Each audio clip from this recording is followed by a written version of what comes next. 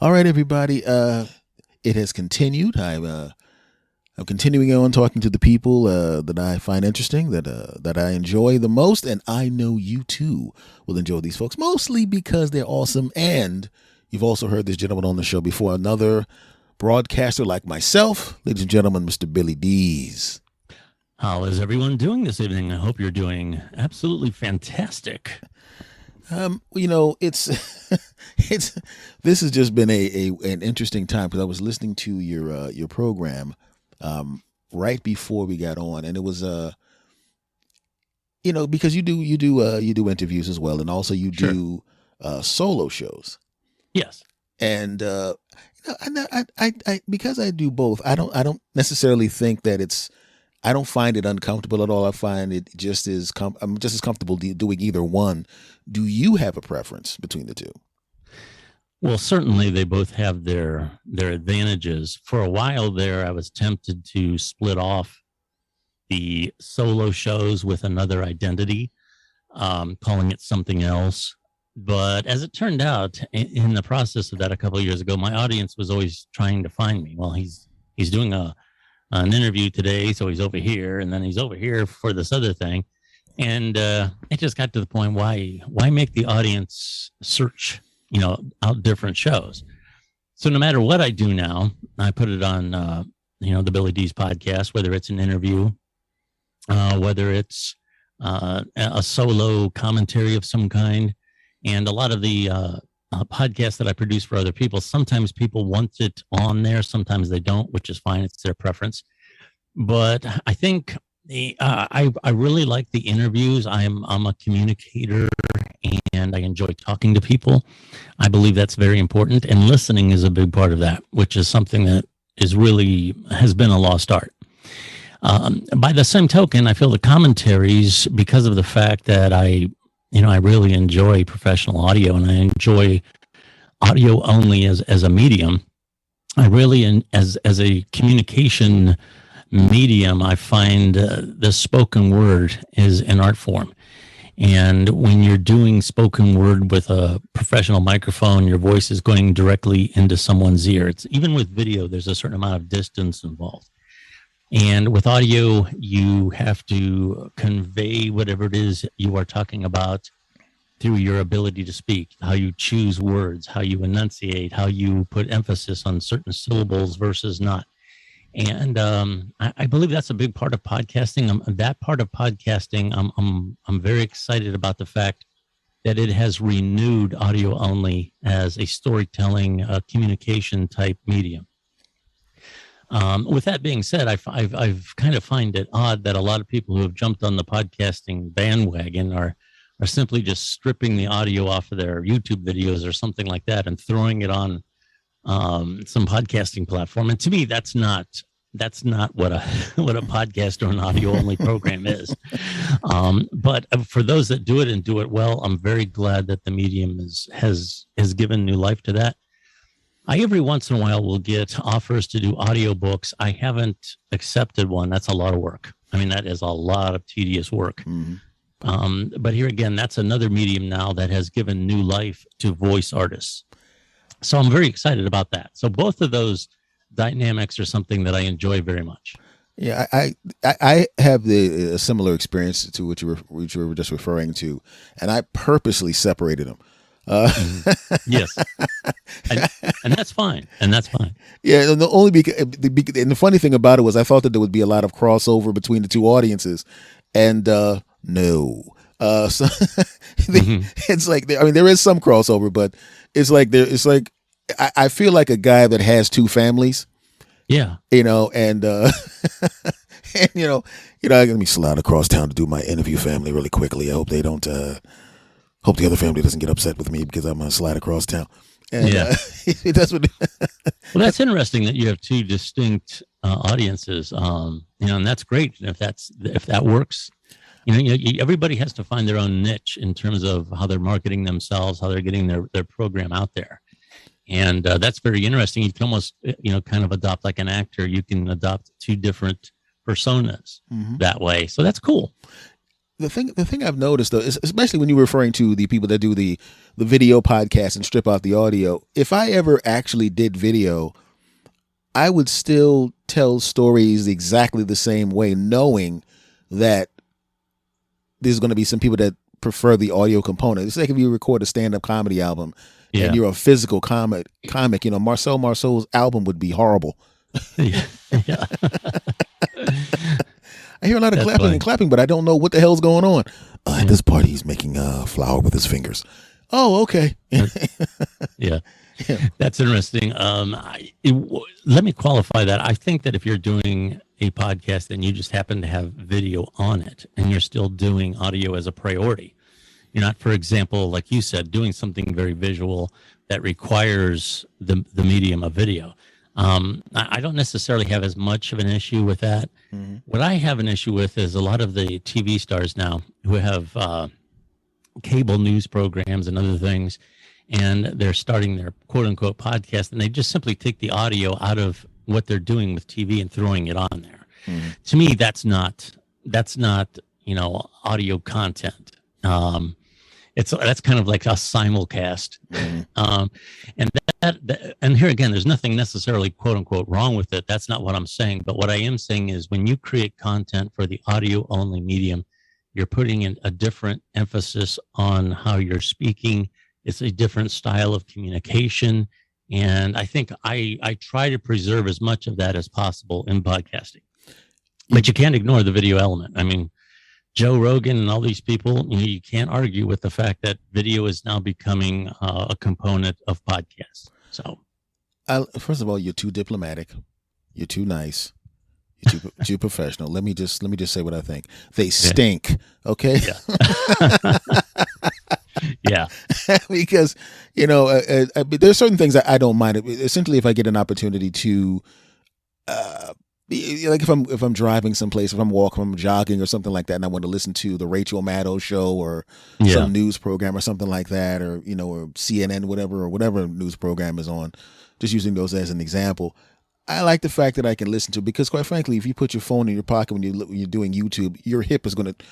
Why am I listening to this Metallica song all of a sudden? Oh, yeah, yeah. Unless you do Spotify or something like that, and sure. But a lot of podcasters that I talk to, because I've talked to a lot of podcasters, obviously for this specific month. Off the air, a lot of people that I talk to, whether it's on a show or not on the show, some of them have been obvious. It's just regular conversations with podcasters, mm-hmm. And people of that. Man, there's a lot of people that are like, what? And I don't blame them. It's like you see a lot of people that have 5 television programs already. Yeah. And then they're like, and now my podcast, because I was watching something now, and it's like a bunch of UFC fighters with their own podcast interviewing their friends. Yeah. Well, it's kind of like the the hot thing to do right now, mm-hmm. and I kind of believe I don't know if I have statistics to back this up, but my guess is that podcasting is kind of going through what blogging went through 10 years ago. Mm-hmm. Everybody had to have a blog. Everybody had to have, some kind of a thing where they were talking about what they were doing and all these other things. And then as time went on, the people who were doing it because it was the hot thing to do kind of fell off. Mm-hmm. And the people who remained are very good. I mean, they rival what a lot of journalists are doing. Mm-hmm. And I think that's going to happen with podcasting. You and I have been in the business for a long time. A lot of these people who are coming on because it's the quote unquote thing to do, and just throwing their content on there from other things. That thing is hot right now, but I think as the time goes on, here again, those will fall off and the cream will kind of rise to the top and you'll have a stabilization. The one thing that I am concerned about is now that big money is really involved in what's going on. You have these multi-million-dollar contracts and all these other things. Mm-hmm. The one thing that does concern me is that podcasting is going to become what radio is. They're the same 3 or 4 companies own almost every radio station in the country. Mm-hmm. And they all play the same music. The commercials sound the same.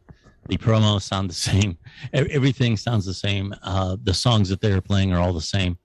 And I just hope that doesn't happen with podcasting. I think you have to take the good with the bad. I think the big stars like Dr. Phil and all these other people, they bring in an audience that may not have been there before. Mm-hmm. A lot of people might have said, maybe I can listen to them on here. What's this? So they bring a lot of people to the medium, but you just have to be careful that to be heard, that to have a successful program, you're not competing with all these big companies all the time who are driving the analytics for the money. So you have to kind of take the good with the bad, and that can be a difficult mix to balance. Well, I would just like to say to Spotify and Apple and all of these companies that may be coming into the space and dominating and handing out lots of money, to hell with Billy Dees. I think you guys are awesome. And I don't blame you. I don't know what he's talking about personally. I think it's incredible, and I think you're going to do a great job. I'm sorry, man. I got to take care of myself. I got you. Got to protect myself. No offense. Sure. You know what I understand. You know what I was curious about though, because you do a similar thing. We're in a similar genre, I guess, interviews and doing solos. Yeah. Do you get? And this is something that I found, and it took me a while to process it because does your fan mail, do your emails or your interactions with the audience between the interviews and the solo podcast, do you get a different type of response, or is it just the same type of response for both?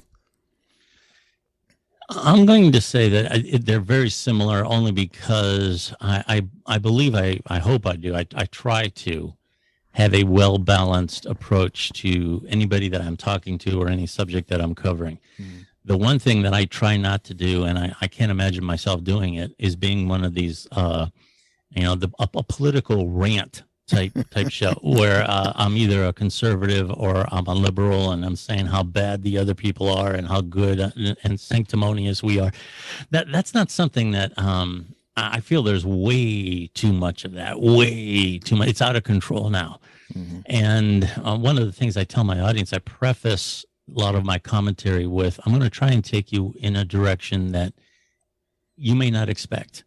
You know, when a certain subject breaks open, I know exactly what Rachel Maddow is going to say about it. I know exactly what Sean Hannity is going to say about it. I don't need to tune into their shows. I know exactly what the talking points are going to be. And I try not to be predictable. I try to maybe go an area that nobody ever considered. And that's kind of my niche. And I do that with the interviews and I do that with the commentary. And so I kind of hope that approach, that brand, maybe that's a good word, mm-hmm.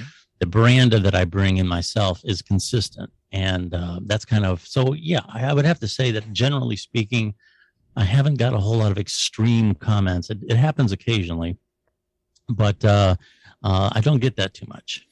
Yeah. And I'll be honest with you. I mean, on one show, I just tell weird stories. That's the original one. And on this one, mm-hmm. I try. The thing about it is occasionally you run across a guest that has specific views, you know, and yeah. or you'll be talking to a guest where you're not even thinking you're going to be going in that direction. But yeah, you know, and you had an interesting childhood. But the president sucks. You're like, oh my God. Yeah. How did we get into that? You know? Yeah. Well, you know, that can be, in my point of view, a lot of times publishers hire me to interview people, mm-hmm. and they, it's put on their website. And there was a political book. I don't know if the title of the book was "I'm Sick and Tired of White Guys" was the book, and it was a comedic book. And these guys were, of course, liberals. And they had gotten some flack. I believe it was in USA Today or something like that. There was a post about it, and a lot of the right, was coming at them. The different websites and the different things was really coming at them. And they told me, you got to be prepared. You might get some of this heat. So I was kind of, this is going to be kind of fun, But one of the things that I did tell them was I have to walk a line of I want to promote your book. And it's a comedy book, and I understand that. I'm not going to do a 60-minute style interview, but if I just let you roll over all of your points, the interview has to have some teeth.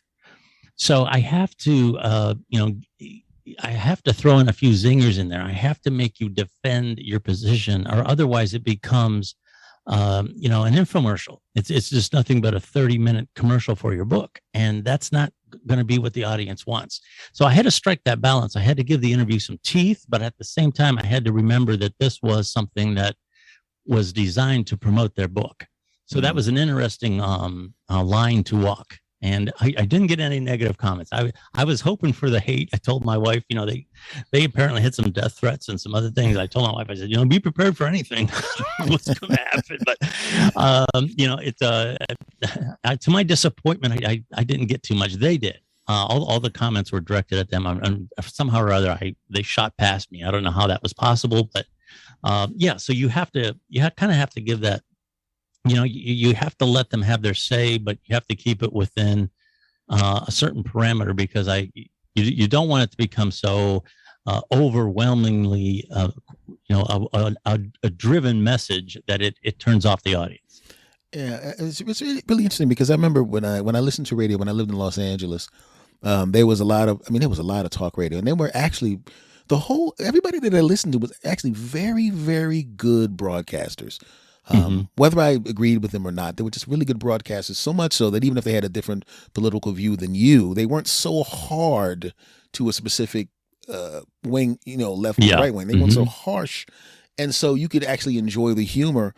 And then all of a sudden, and all of a sudden it just, hey, today's show, the opposite side stinks and their mothers are ugly. Back after this message. And then they would and sometimes you couldn't even listen to people that necessarily had your specific point of view, because they were so angry all the time. Absolutely. And not even on subjects where there was, not even the hot button subjects. I don't like the way he ate ice cream. I knew he was evil. He's like, wait a minute, Well, that can be a tough one, because if we're in the business of essentially ratings, our ratings are clicks or, listens. And the what I would call a well-balanced audience is getting harder to find. For example, Bill Maher. I've been a fan of his for a long time now. That does not translate into I agree with everything he says. I probably disagree with him as much as I agree with him. But I have always found his approach, his logic, and his humor to be very good. Now, he has been criticized by the left lately, saying that he is moving right. And actually, as someone who has followed him for 20 or 30 years, I can tell you that Bill Maher hasn't moved. His position on the scale in terms of liberal is about the same place. What has changed is there's been a massive shift to the extreme left, to the point where he has been passed. And the same thing has happened on the right. If you look at the most traditional conservatives that you can come up with, whether it be Ronald Reagan or Barry Goldwater or any of those old-time conservatives, they had conservatism as a overriding principle, a general philosophy, but they lived in the real world. Reagan raised taxes. He said we have to do something with, the illegal immigration. We have to have a path for citizenship. He said all of these things, and today conservatives would burn him at the stake for saying those things. And what used to be on the 5% of the fringes of the left and right is now getting larger. It's 10, it's 15, it's 20%. And you're either for me or you're against me. I can list off 10 things and 9 of them you might agree with me on, but that one thing sounds conservative or the other way around, and I'm done. You'll never listen to me again. And I don't, from a broadcasting standpoint, how do you keep your audience? I know that CNN has been criticized, and Fox as well, for having these political slants to a lot of their commentary. But the fact of the matter is that audience isn't there. The Walter Cronkite audience, that's the way it is today. That's how you always used to close, or words to that effect. And that's the way it is. People don't want to know that. What they want to hear is what feeds what they've already determined. They want to know what feeds their ideology. They want someone to cheer for how they feel on issues. They don't want to hear opposing opinions. They don't want to have their views challenged. And when you had to sit through the 6 o'clock news as it was presented 30 or 40 years ago, you had to hear it the way you liked it or not. But now there's so many places you can go, this news you can use type thing, which basically means news that you want to hear. has really done, and it's on social medias too. Everybody's in these bubbles. I feel it has done very bad things for what was once referred to as the common wisdom of the general public. That has really suffered. And we don't have an informed public anymore. And there's a real juggernaut to that, because everybody points at the media and says, well, that's because of the media. But the fact of the matter is the media is doing that because that's how they get an audience. Otherwise, nobody would listen to the Walter Cronkite news in 2021. Nobody would. That would be boring. Mm-hmm. That would be something that, it just wouldn't fly today. And I'm not sure what we can do about that. But the bubbles and the false realities that were once on the fringes are now becoming the platforms for political parties. Mm-hmm. And it's a very dangerous time in terms of how our society is processing information and making their decisions. I would just like to warn you. I would like to say to you, Billy, metaphor alert. Here I come. Metaphor alert. Here it comes. I like to chew my own food. Yeah. Okay. Yes, absolutely. I don't need somebody to chew it and spit it into my mouth, mm-hmm. which is basically, which is basically what you get. You get it on the news, because I am old enough. You were referencing 30 and 40 years ago. 30 years ago. Oh God, I feel like 1,000. I'm 1,000. I know how you feel. 30 years ago, I was an adult. Yeah. Yeah, I'm with you. 30 years ago, I was 22 years old. And so I remember Walter Cronkite. And I was a kid back then, but I remember. Oh, yeah, me too. Yeah, sure. Because we're roughly the same age, right? So I remember that, and I remember 3, 6, and 10 in ABC, NBC, CBS. I can't say 3, 6, and 10 because that was Philadelphia. Yeah, 3, 5, and 8 was here in Ohio. Yep. Yeah. So so you know what I mean. So essentially everybody was watching the same television programs. I remember watching television. You have your parents sitting on the couch. And then you and your, I had my sister. This was before my brother was born. Mm-hmm. My sister and I would sit we would sit on the steps. That's prime annoying each other and hitting each other in the arm territory. Sure. And watching the same programming. And then when I became she's only a few years younger than me. As we became teenagers, all of a sudden now you got the UHF station started to spring up, mm-hmm. So now he's watching that, she's watching that, I'm watching, and everybody's in their own rooms watching TV. And so I wasn't watching the same thing my sister was watching, and she wasn't the same thing I was watching, and so on and so forth. Yeah. And we have the extreme version of that on the internet, because now it's not 6 stations, and obviously cable's hundreds of stations. Now you have infinite stations, and essentially the echo chamber driven by algorithms, because they want to do anything to keep you watching. If you glued. Yep. And so it's like, and I'm sitting there going, like I said, I like to chew my own food. I don't need you. I mean, I need you to, give me some stuff that I like. But I mean, if you do me a favor, just half stuff I like, and half just random things so I can see what's going on there. Sure. And that's one of the things that kind of took the social media for me. And it used to be just fun because, like, hey, this is great. I have access to all of this.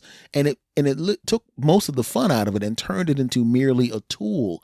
I know how to use it now, because obviously I've been on it forever, but I know how to use it to the point where I can find different things. As soon as I see them trying to echo chamber me, I immediately just, nope, nice try.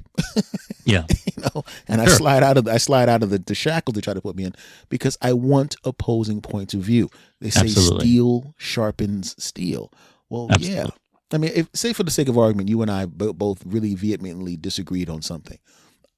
I'm not going to get mad at you. 2 things are going to happen. Both are going to be good. 1, I'm going to find out I was wrong and I'm now better. Mm-hmm. 2, I'm going to find out I was right and I'm better. Yep. Those are the only 2 things that are going to happen unless you swing a bat at me or something. Yeah.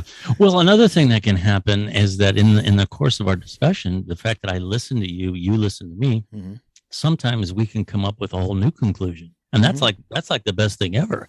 Mm-hmm. And that used to be what conservatives and liberals did in Congress back in the 1960s and 1970s. They would come up with a reasonable solution. But now it's either my way or the highway.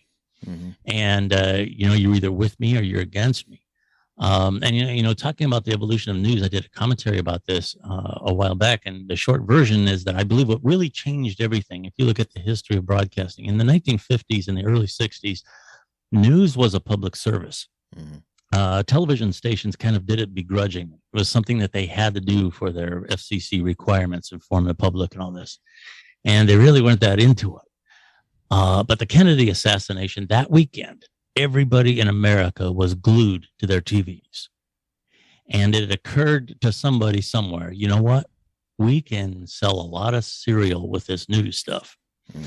And of course, the 1960s were chock full of major events. Within a few years, Martin Luther King, Bobby Kennedy, and all these other people were assassinated. There was the Vietnam War and the demonstrations in the streets and civil rights. And as the 1970s rolled around, when Watergate started to happen and the Watergate hearings were on TV, that's when a lot of the bloviating started. Mm-hmm. That's when a lot of these news anchors started to realize that they were talking to millions of people. And they started interjecting, commentary on top of the news. And as the 70s wore on, the explosion of cable in the 1980s, and of course the 90s, you saw, major cable networks starting to emerge. And of course the internet and all the things involved with social media now right in the palm of your hand is now news has become a source of entertainment, mm-hmm. for lack of a better word. It's something to charge up the public. It's something to get them buying cereal. And I wish we could, make a happy medium. I would like a part of news to be a public service. But here again, you can't make money doing that because the public really, when it comes right down to it, they like their opinions fed. Mm-hmm. And, when you're a broadcaster or even a podcaster and you want a lot of listens, you have to walk that line of holding to a certain standard that you want to present. But at the same time, you have to be aware that people want an opinion. They want you to say something that's either going to fire them up or it's going to make you like them. And that's it's like I said, it's a tough situation right now with the way the public consumes information. It's all you have to do is look through the tweets, look down through the tweets, mm-hmm. Go to any major news site, look through the comments on that site. And these are the people that are voting. Mm-hmm. These are the people that are affecting change. And it's scary. It really is. You know what the funny thing, do you travel a lot? I don't travel. Not lately. I haven't. No. Okay. Now I'm a comedian, obviously. So sure. So what I just, when you were talking about that, I was sitting there going, you know what? Audio, as we were speaking about earlier in this program, audio form podcast tends to be something that people can carry with them. You don't have to be staring at it. Exactly. You can just it's passive. Insofar as you don't have to be staring at it. But correct. But if you think about it, this is what I noticed, and I started noticing how this would happen. TV programs you have to pay attention to. If you watch back then, it'll be like Hunter or something. Yeah, Sure. You want to watch him. You want to look at Dee McCall looking delicious, and you want to see him punch somebody in the face. Okay, mm-hmm. So you would have to watch the program. But I noticed when people turn on, think about it, when you turn on the television, especially back then, 90s, and you wanted to just have background noise, you didn't necessarily turn to the sitcom channel. Yeah. You turn to CNN or something like that, and there would be this loop of news in the background. And then something would happen, or somebody would blow up, or somebody would kill someone, or some celebrity would do something, and your head would snap around, and you'd sit there staring at it, and it was on this loop. The same thing with ESPN. Loop, same thing, same thing. And I think, essentially that was very similar to what's going on in the internet insofar as loop. Sure. Same thing. Because I noticed that a lot of the popular people on the internet, as you were saying, they have to be a little bit of a provocateur. Okay, yes. Okay. They don't have to be a provocateur. What I should say is, it's easier to get the audience with that. Yeah, it is. And because I've seen people, I got stuck into this loop on YouTube. I was working out, and I was let me turn on YouTube so I could look at that while I'm doing it. And as each video played, it was essentially popular YouTubers, quote, exposing other popular YouTubers. Oh my gosh. Who were then going back and exposing them. So they're all, I'm sitting there going, it'd be the equivalent of, like, I have good neighbors. It'd be the equivalent of me just going out and trashing the other neighbors to the other neighbors. John, John to the left, and I'm at 5'19", he's at 5'18". He's a dirty, rotten scoundrel, and he did this, that, and the other. What did this Anthony say? Well, let me tell you something. He's a dirty, rotten scoundrel. Yeah, exactly. Sure. And it's like, what is that crap? It has affected. I've had people tell me, a lot of the award shows, like for the Academy Awards and all these other things, are down. And a lot of people say they've become politicized, which is an element to it. That is true. But another thing is, and I haven't heard a whole lot of people talk about that, what is considered celebrity has radically changed. I mean, if you look at, let's say, for example, if you are a certain age, if you're a really, really young millennial, or if you're in your late teens, early 20s, do you really know who Denzel Washington is, or do you care? Do you know who Brad Pitt is, or do you care? I could go on down the line, but they probably know who Logan Paul is. They probably know who Charlie D'Amelio is. Okay. And I think the entertainment industry is really going to have to address that, because what constituted a star just a couple of years ago means virtually nothing to a new audience now. It means virtually nothing. It's got to be scary to them. Yeah, sure. And now with COVID, it's a double whammy, because getting people to sit in a dark room with a bunch of strangers isn't so easy now. And on top of that, how many people really find what's happening on the screen interesting, and in comparison with what they have going on, like you described, right in the palm of their hand. And most of it is garbage, but and I don't want to make a blanket statement. There's some very talented people on YouTube. There's on TikTok too. I've been on there lately. There are some people on there who are extraordinarily talented. Absolutely. But just like we said with the podcasting and the blogging and everything else, there's a lot of crap that you have to filter through to get to that cream to the top. And it doesn't seem like talent is directly related to the people who become stars in those apps. Like I said, if given a choice between Logan Paul and Charlie D'Amelio, would somebody rather meet of a certain age? Would they rather meet them, or would they rather meet Denzel Washington?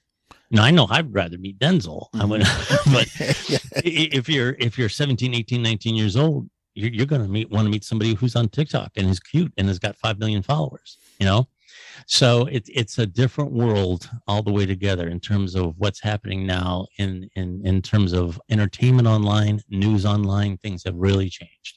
Yeah, it's very similar. It's like, I remember, neither one of us was around for this, but this is way before both of our time. But the old studio system, where they would basically find someone and just build them and sculpt them into a star and control their behavior. And to some extent, the old media still does that. Yeah. But if you go online and you have a good egg recipe, and your cat comes up and licks it, and it gets 10 million views, and all of a sudden you have a million subscribers. Now all of a sudden you just became a celebrity. Yeah. From your house. Now, Denzel Washington didn't win 2 Oscars from his house.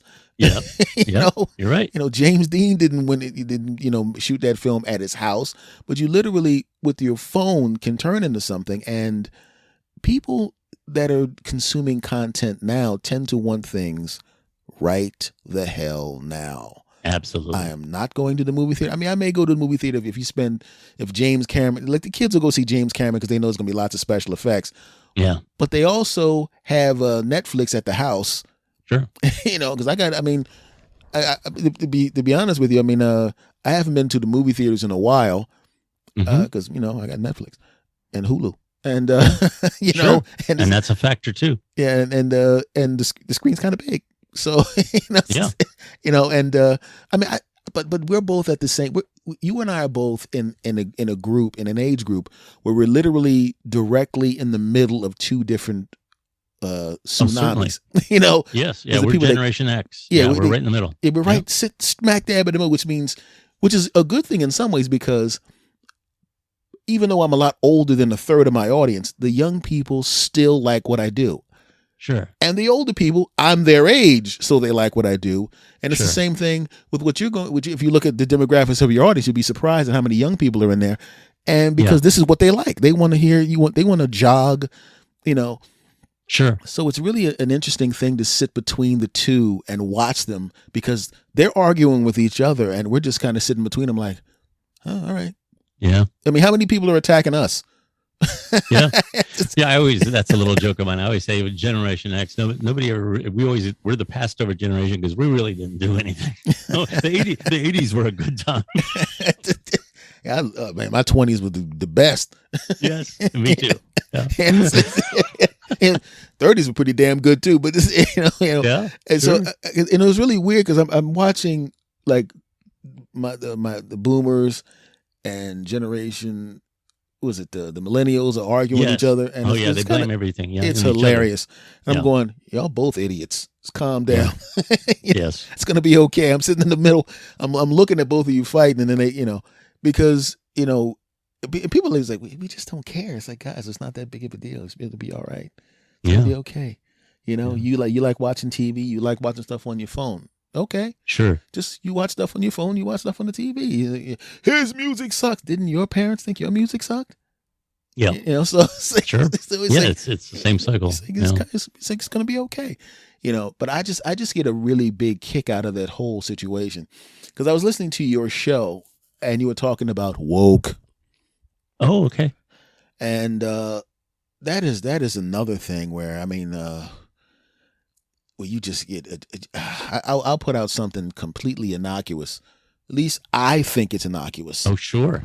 And I don't really have any super duper views where I'm just my natural views don't set themselves up to be attacked. Yeah. But it doesn't take much. I just got attacked today about something, and I was laughing hysterically because I'm going, you got that upset about that? Yeah. I can just imagine the guy drooling. Yeah. I'm going, calm down. Yeah. It doesn't take much to spark a controversy now. And I understand, like with so many other things, the woke movement started with a lot of legitimate things. Mm-hmm.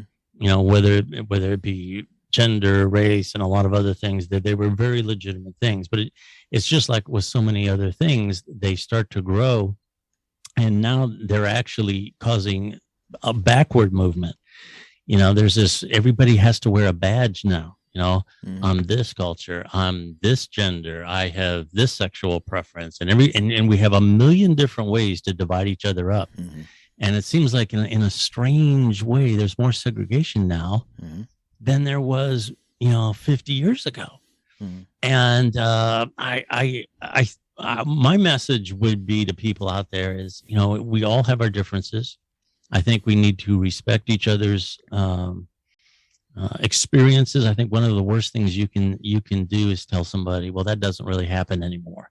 We're past that. No. If somebody has experienced a negative treatment, whether it's due to their race, religion, gender, whatever, you have to take that as their truth, and you have to respect that, and you have to treat that situation in a way that you are empathetic. Okay. I believe that is very important.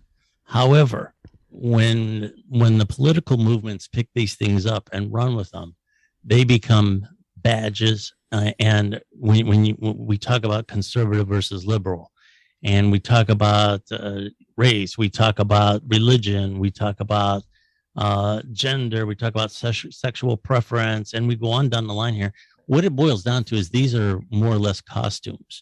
We forget about the fact that we're all human beings, mm-hmm. and instead of coming up with all these different ways to define us, we need to come together and realize we all have some basic needs.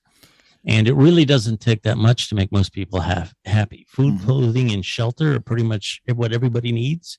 Everybody needs love, and everybody needs respect. And that's really what it boils down to. The rest of this stuff, for political reasons and for the reasons of ratings and getting attention and soapbox standing, all of these divisions now have really caused a lot of problems in our society.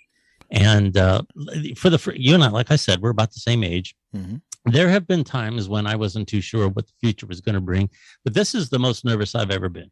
Mm-hmm. And if you look at the election cycle over the last 10 years, it's the anti-vote that wins. I believe that when Mitt Romney ran against President Obama in 2012, that was the last year that people kind of voted for someone. People voted for Obama. People voted for Romney. Mm-hmm. And they weren't necessarily my favorite politicians, but they were both people who lived in the real world. They were both respectable men. I always felt that no matter who won that election, and even President Obama said this, no matter who won that election, him or Romney, the country would have been in good hands. Mm-hmm. Okay. And what happened in 2016, Trump won largely on the anti-Hillary vote. Mm-hmm. And you have and this last election cycle, you can divide it up any way you want, but Biden largely won on the anti-Trump vote. Mm-hmm. So it seems like with all this division in our society, we can't really even decide who to vote for. We don't choose leaders. We just choose who we don't want in there. Mm-hmm. When you consider it that way, the amount of negativity involved in that, because what I just spoke of involves tens of millions of people. They're making their decision on who they hate. We don't choose leaders that inspire us anymore. Obama was probably the last president that really captured the country's attention in 2008. I believe Clinton did it in 92, Reagan did it in 1980, and that's been pretty much it. For the most part, we held our nose and voted for the other guy. Yeah, it's really interesting because it's like, let's be honest, all three of them are rock stars. Yeah. So, if you're running against them, you're going to get your behind whipped. So yeah. Sure. So when you have the ability to do the job plus the rock starness, I like to coin terms. The rock starness, you're not winning that. But it's just, I was watching something like when you think about, say you're reading Shakespeare. Yeah. Okay. I read that in school, obviously. So sure. You look at the language that was used hundreds of years ago, and most of those words are gone or have merged into different words. And they say that maybe 1,000 years from now, all the words we're speaking right now, none of them will be here. That's probably true. They're all gone. And it's kind of a shame that in the past few years, one word was completely obliterated. It exists, but no one uses it, nor do they live by it. And that word is nuance. Oh, absolutely. Oh, my God, yes. I mean, you're trying to, it's like people won't even listen. People will headline you to death, not just in headlines actually on newspapers, but just in conversation. I was at an ATM next to a guy, and I'm paying a bill. Because I was like, I'm not waiting until I go home. I'm going to do this at the ATM. Because when I go home, I'm going to sit down. I'm tired. And that's a weird thing to think. Hey, I'm going to pay this bill at this ATM. I was 20 minutes away from home, and I was like, screw it. The ATM is right there. Yeah. And I'm going to do this right now. Guy next to me, and we're talking, blah, blah, blah, blah. And I don't want to talk to the guy. Nothing against the guy. But I just wanted to go home. I was really tired. Sure. Performed, recorded a bunch of shows and all this kind of stuff. I just wanted to go home. And he's striking up a conversation, and I'm talking to him. And we're just having, and I'm going, this is actually a fun conversation. It's only going to last 3 minutes, but this is fun. I'm enjoying this. And then right in the middle of it, he goes, you don't believe in that vaccine BS, do you? I'm like, what? Yeah. I was just telling you how, you're right to be proud about your child learning how to play the piano so fast.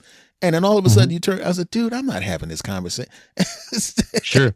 I said, like, everything is a political football now, even health. I was like, I even said to him, I go, we're sitting there. Oh, yeah, it's funny. He said, what do you do? Well, I do. I'm a talk show host. Oh, what about you? And I'm doing my comedian. And you do that? Oh, you work for that? Fantastic. Oh, your kids? Oh, that's great. It's great that the kids playing the piano. You don't believe in that and his voice changed.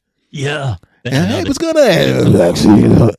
Yeah, they have this agenda that they're going to throw out there no matter what. I said, dude, I'm not having that conversation. You take care of yourself. Because I'm going to sit there arguing with this dope. Sure. And it's just amazing that when you try to have, I remember a long time ago, I was having a friend of mine was completely the opposite of me politically. This was obviously the 80s. Yeah. It was literally no problem because essentially our views just lean one way or lean the other way from Yeah. the middle, lean left, lean right, whatever, you know.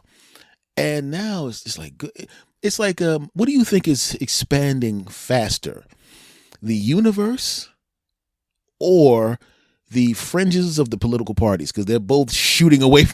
Oh yeah, absolutely they are. I think it's a tight race on how fast they're expanding, because it's just in the most amazing. It's to the point where you can't even enjoy.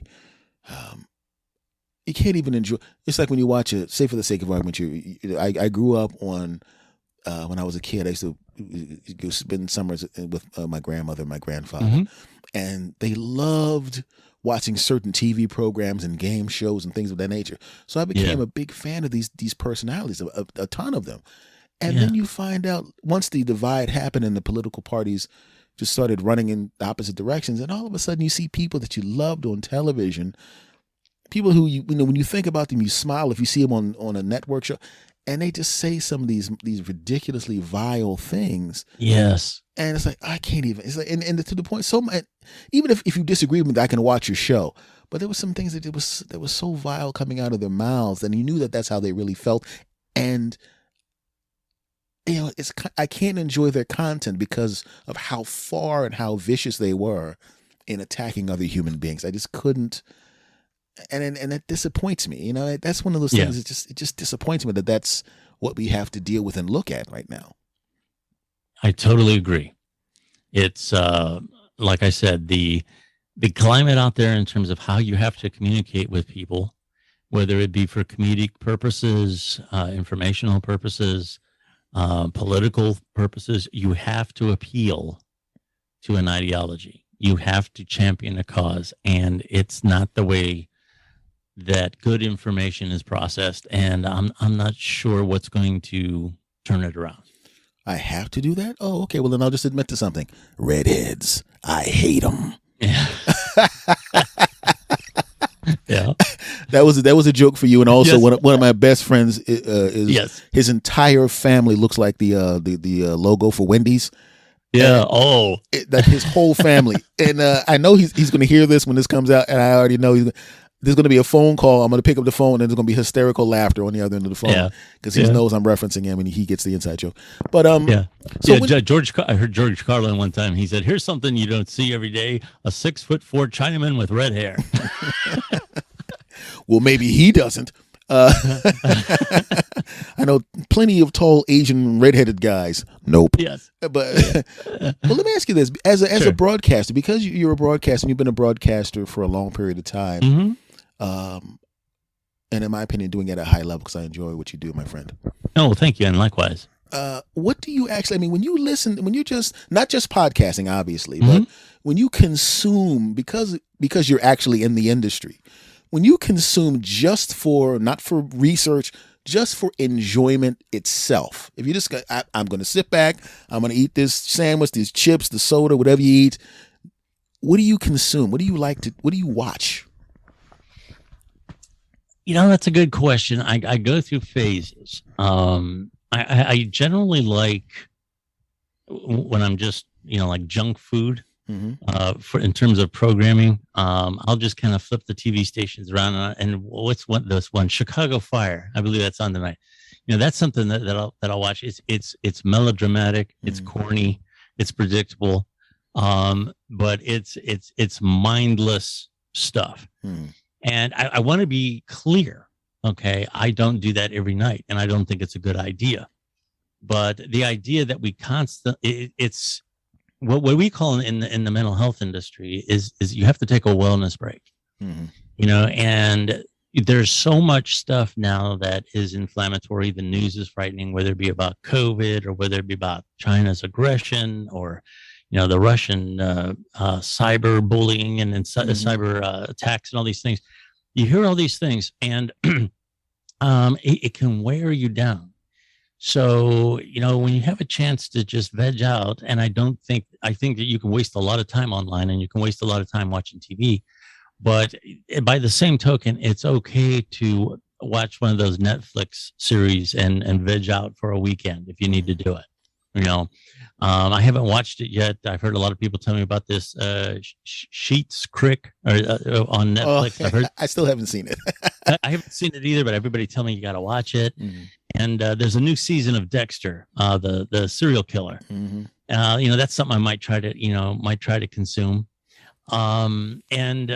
But as a whole, I'm gonna say with social media, I sometimes will veg out on TikTok videos. Mm. And it's interesting because if you, on a practical side, as a creator, it's almost like with tweets and Twitter, you have a certain character limit and you have to make a point using only a certain words. Mm-hmm. And it actually is a good exercise for writing. Mm-hmm. And the same goes with TikTok and these short little blasts of video. As a creator, you don't have a whole lot of time to set something up. Mm-hmm. So I believe it's a good exercise to try and create those types of videos. It does the serious video work that you do, but that much better. You can get something across visually or with content in a way that, you might not have considered if you hadn't been spending some time on TikTok. Mm-hmm. And so I think there's a practical side of it, but there's also a mindless side of it. I'll watch a girl in a bikini dance. Yeah, I don't have a problem with that. And that type of just mindless thing is good once in a while. And I enjoy all kinds of music, whether it be hip hop or hard rock. I enjoy them all. And I enjoy kind of like the classics, like Dr. Dre. That's somebody I always wanted to meet, simply because you can fart into a microphone and he's going to make some beats out of it. He's just incredibly talented. And one of my people that I always kind of wanted to meet just passed away within the last year or so. But Eddie Van Halen, he was somebody that you didn't even know how talented he was in the beginning. He actually took different pieces of guitars and put them together because he couldn't afford one that would play the way he wanted to, and he didn't realize he was revolutionizing the instrument. Those kind of people fascinate me, and it doesn't really matter to me the genre, whether it's country or whatever it is. Yes, some music I gravitate to a little bit more than others, but I enjoy talented people. I enjoy watching talented people work. These are all things that I find fulfillment with. I don't know if that answers your question or not, but that's the kind of thing I enjoy. Yeah, because it's an interesting. Yeah, I also just recently got on the TikTok, and I can see because like that Vine thing when it was 7 seconds. I mean, that's okay, but TikTok gives you 15, 60, and 3 minutes. That's correct. So you. Yeah. So it gives you, and I still remember going on Twitter the first time in 2009 when it was 140 characters, and it took me, a few minutes to go, how am I going to get my thought into? Yeah. Yes. A sentence and a half. It makes you work. Sure. Yeah. But of course, by the end of the day, you can figure out how to condense it to the point where you can say, I can put the Iliad and the Odyssey into a tweet now if I want to. Because I've been on this since 2009. It's like I always have characters left over. I could put emojis in there, but it's because I've been there for so long, and I can think like a tweet. I can think like Facebook, and I now can think in TikTok because once you've been online long enough, as soon as it takes you a few seconds to figure out the new media, and then just go bang, I understand it. Mm-hmm. But I mean, I understand what as far as the consuming of the TV. I watch a couple of shows. I shouldn't even say shows. Like a little bit of sports. I watch Law and Order SVU and the show that comes on after it with Chris Maloney, and then I'm the hell out of there. Yeah, that's about it. It's like I rarely I feel like an old guy because my day we had CSI Miami. Yeah.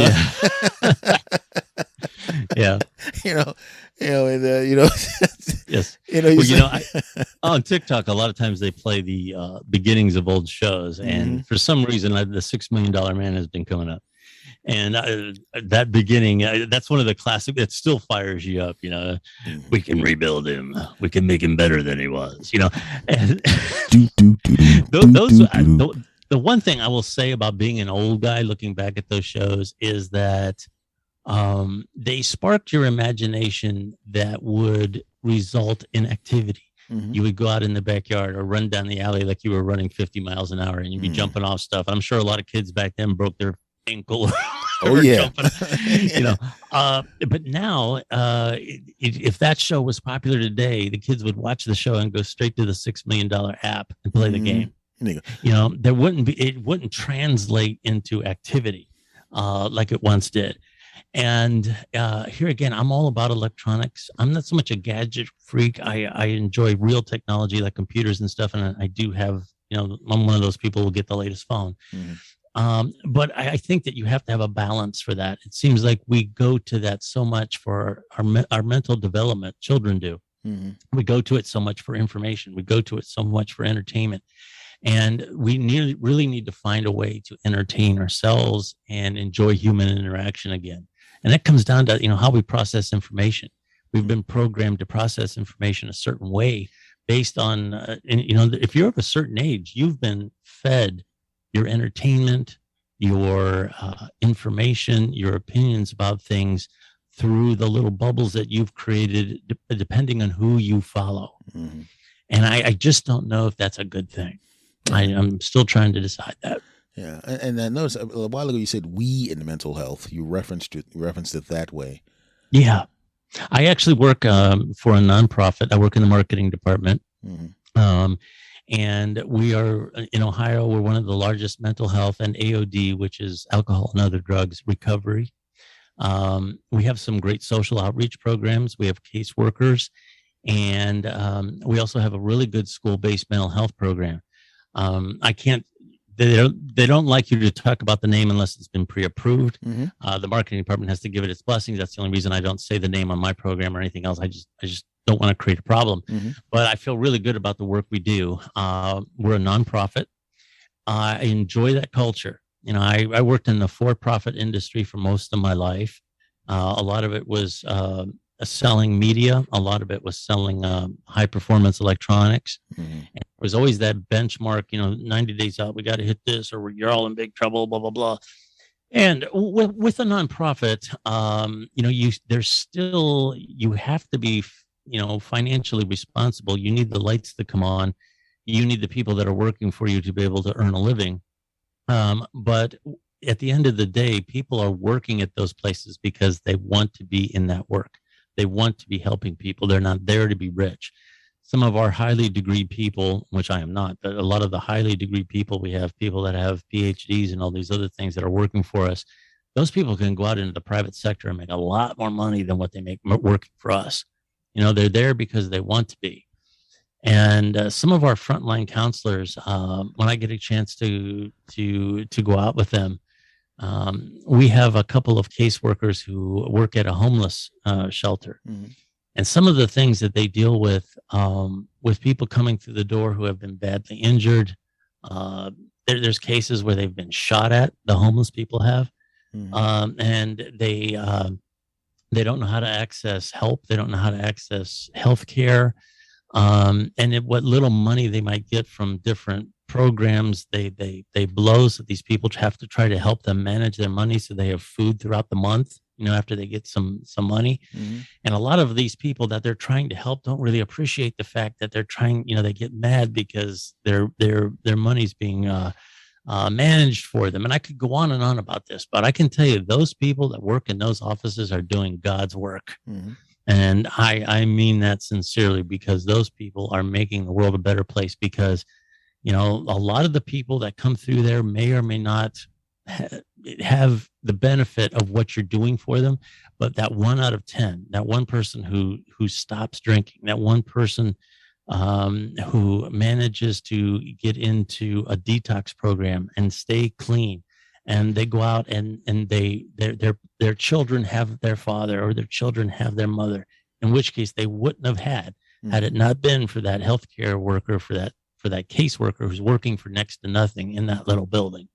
And those people are making the world a better place. And I can't speak highly enough about those people.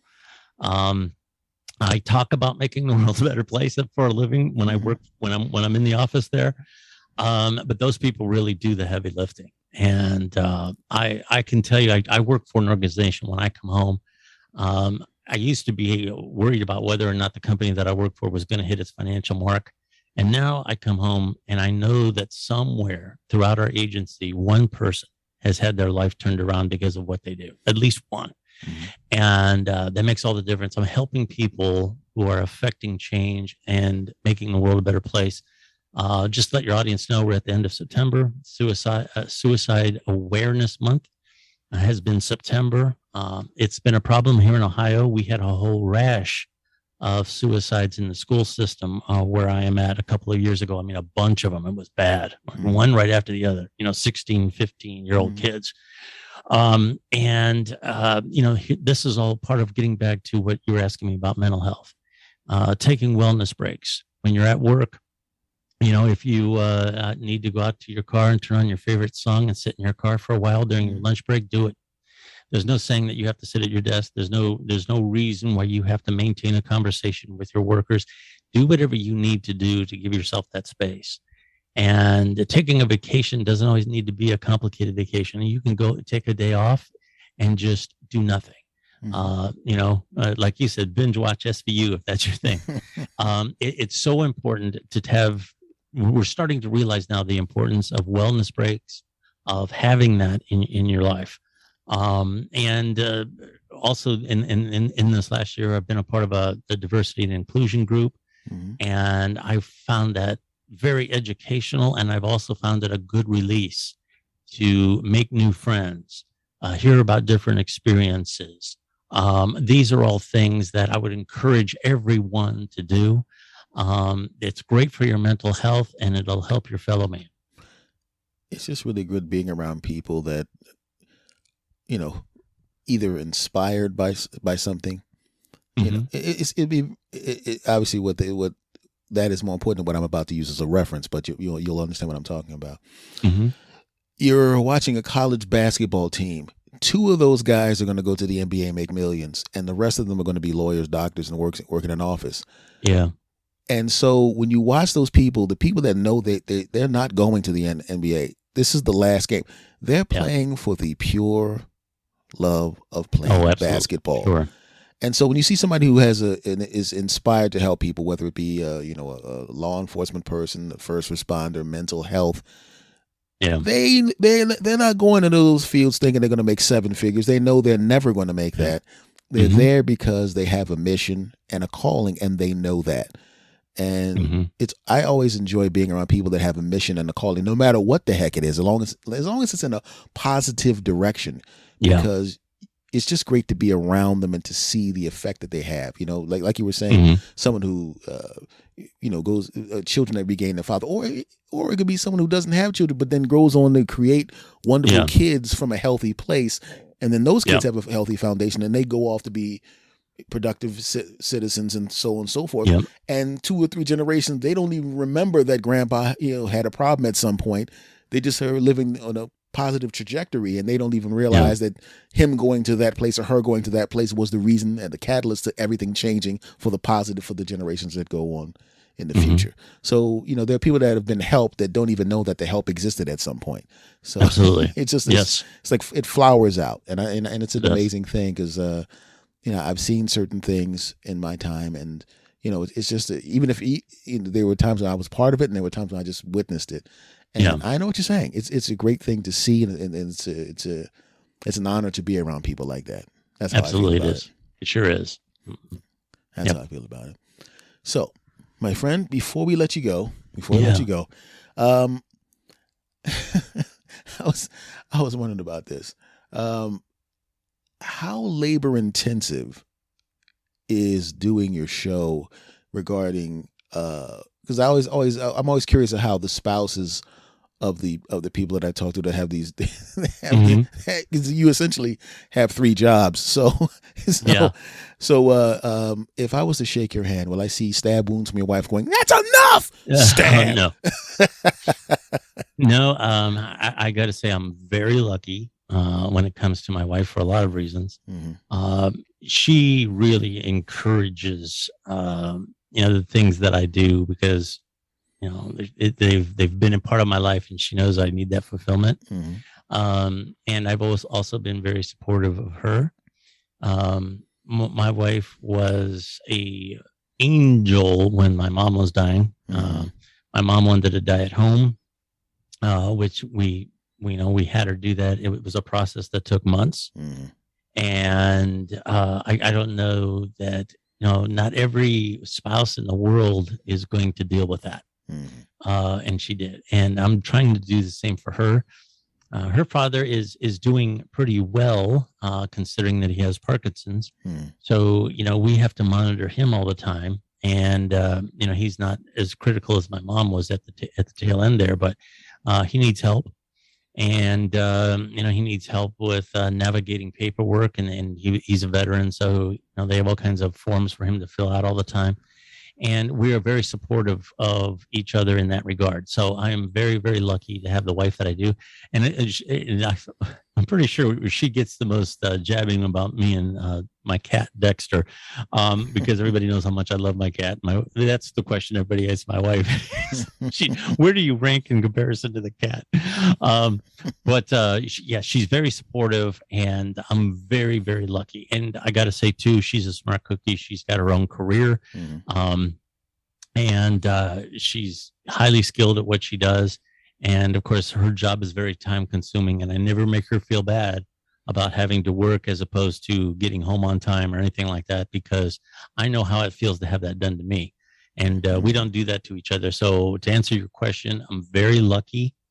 It is labor intensive. The podcast can be, especially when I'm approached from a publisher about doing an author, because I have to get familiar with the book. I have to, study their bio. They send me press kits, and it can take a long time to sort through all that, and then schedule it, and then record it and edit it. And actually, the speaking part of it is only a small sliver of it. But yeah, it can be time consuming. But in the end, when you sit back and you see it go out into the world, that's what makes it fun. And I'm sure you can understand that. Oh, so, yeah. I got books stacking up like that. I keep forgetting sometimes that I'm going to get a book in the mail. Yeah. What is this? Oh, that's right. It's happened a couple of times. Now, one last thing. Sure. Your wife is understanding, but let's be honest. I have to understand. Mm-hmm. Is Dexter understanding, or do you get a couple of scratches in the face when the catnip's a little slow? Yeah, the answer is he likes wires, so he's not allowed in the studio because he's just a little too fond of wires. Mm-hmm. So a lot of times when I come out, he's right by the door, and he and I play this little game. He kind of tries to dart in, and he does it real cute. And one time when I cracked the door open to look to see if he was in the hallway, he became aware of that. So he went around the corner, and I peeked up, I opened the door a little bit. Nope, he's not out there. And I started to walk out, and he came around the corner and dashed in. So yeah, he's a fun cat, and he puts up with me too. Everybody does. I'm very lucky. Why have you not recorded that and put it on TikTok? Damn it! I probably should have. You're right. Yeah. I'll go, and then all of a sudden you go, I had 1,000 followers. I got 8.7 million overnight. What the heck? Yes, I have used them. There's been a couple of videos that I have put on there, and my Facebook friends are worthless. I could put on there that I just found a cure for cancer, and nobody would say anything. But I put a picture of Dexter on there, and there's a ton of reactions. Mm-hmm. So yeah, he definitely knows how to get clicks when he's on Facebook. I'll give him that. And I heard a statistic somewhere. I'm not sure what the number was, but it was enormous. It was like over half of the pictures that have been put on Facebook servers have been cats and dogs too, I'm sure. Mm-hmm. So I think people just love that animals in general, and that's a good thing. Okay, I'm going to buy 6 cats now. Yeah. All right, my good friend. Before we go, let everybody know. Obviously, I will link all of your stuff in the bio. Great. In the notes. But let them know in an audio form where they can find you and what you want them to know, my friend. Sure. I'll tell you what, probably the easiest thing to do, and if you don't know, you don't have to have Twitter to check out somebody on Twitter. You do have to have an account to interact with somebody on Twitter. But if you just Google Billy Dees, BILLY DEES, if you just Google that and Twitter, my account comes up. There's a lot of results you will get. And in my Twitter bio and in a lot of other my social media, I have a little link tree. You can find the podcast on pretty much all the major podcasting networks, including Apple Podcasts, Spotify, and all those. And like I said, Twitter's kind of like my social media home. And my screen name is always Billy Dees. So Billy Dees on YouTube, Billy Dees, wherever. And you can search me out anywhere. And I'm always happy to take a tweet. Just be nice. That's what I always tell people. It's okay to disagree. Just be nice. Okay. And I want to say before in closing to the audience for Billy Dees and for me, you're welcome for us smooth voicing you to death for an hour. Yes, absolutely. You've got the voice, man. You've got the voice. Billy, well, I was talking about both of us, actually. So I just want to say, well, yeah, sure. To the audience, I just want to say, listen, you're welcome. Okay. That's all awesome. I got to say. Well, that's it. They used to be messing with them. It's not a big deal. Yeah. Okay, good. That's something that you and I we just have. And I think we hit the right register. It's kind of a misnomer that to be a good voiceover person, you have to have a real deep voice. Like that's not necessarily true. Most of the most successful people, like Morgan Freeman and all those people, they're really rich in midtones. They have that real nice, soft mid-tone presence. And you have that. And people tell me I have it. I hope I do. And yes, it's good for our business. Voices that are really, really deep are good for like the guy who says rated R. At the end of a scary movie, they have the guy go rated R. But they're good for that. But if you're on the radio and you're listening to this guy for a couple hours, that can start to wear you down. So yes, the soft smoothness is something that's very valued, and you are a practitioner of that. And I really appreciate that. And Andy Dufresne would like to say the same thing. Yeah. For the young people, that was a Shawshank Redemption reference. All right. Yes. Okay, Billy. Much love to you. Thank you for coming on, man. Thank you. As always, a pleasure to talk to you. I look forward to talking to you again. Absolutely. And I'll have to have you on my show sometime soon. Thank you very much for having me. Always a pleasure to talk to you. All right, my brother. Take care. And I appreciate you. Thank you. Thank you. You're very welcome. Thank you.